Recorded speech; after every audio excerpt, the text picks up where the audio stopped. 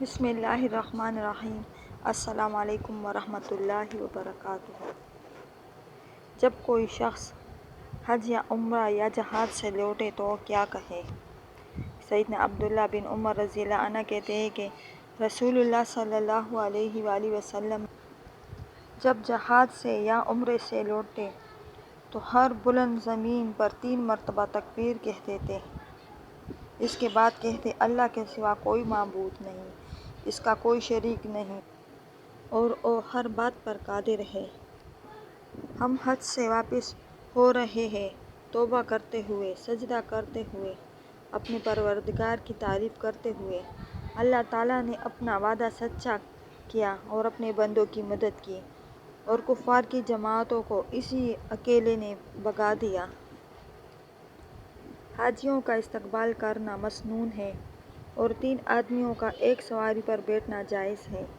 سیدنا ابن عباس رضی اللہ عنہ کہتے ہیں کہ نبی صلی اللہ علیہ وآلہ وسلم جب مکہ میں تشریف لائے تو بنی عبد المطلب کے چند لڑکے آپ صلی اللہ علیہ وآلہ وسلم کے استقبال کو گئے۔ ان میں سے ایک کو آپ صلی اللہ علیہ وآلہ وسلم نے اپنے سامنے بٹھا لیا اور ایک کو اپنے پیچھے۔ مسافر کا صبح کے وقت اپنے گھر میں آنا بہتر ہے۔ سیدنا انس رضی اللہ عنہ کہتے ہیں کہ نبی صلی اللہ علیہ وآلہ وسلم اپنے گھر والوں کے پاس سفر سے رات کے وقت تشریف فرما نہ ہوتے، یا تو صبح کے وقت تشریف لاتے یا زوال کے بعد۔ سیدنا جابر بن عبداللہ رضی اللہ عنہ کہتے ہیں کہ نبی صلی اللہ علیہ وآلہ وسلم نے رات کے وقت اپنے گھر والوں کے پاس جانے سے منع فرمایا ہے۔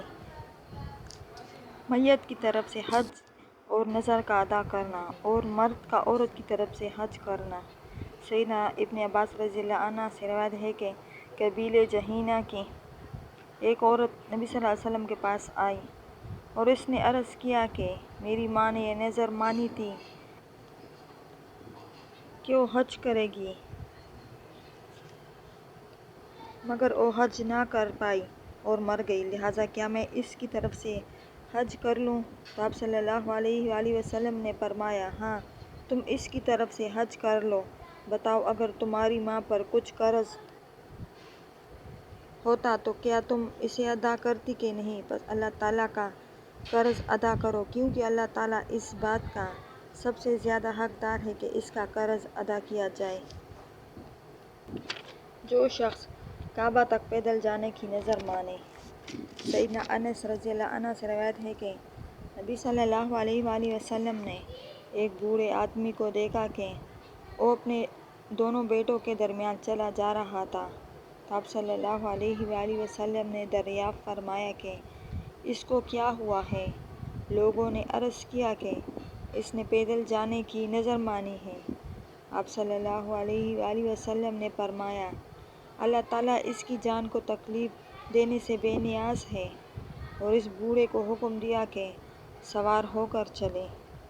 سیدنا عقبہ بن عامر رضی اللہ عنہ کہتے ہیں کہ میری بہن نے بیت اللہ تک پیدل جانے کی نذر مانی اور مجھ سے کہا کہ میں اس بارے میں نبی صلی اللہ علیہ وآلہ وسلم سے دریافت کروں۔ چنانچہ میں نے نبی صلی اللہ علیہ وآلہ وسلم سے دریافت کیا تو آپ صلی اللہ علیہ وآلہ وسلم نے فرمایا اس کو چاہیے کہ تھوڑا پیدل بھی چلے اور سوار بھی ہو۔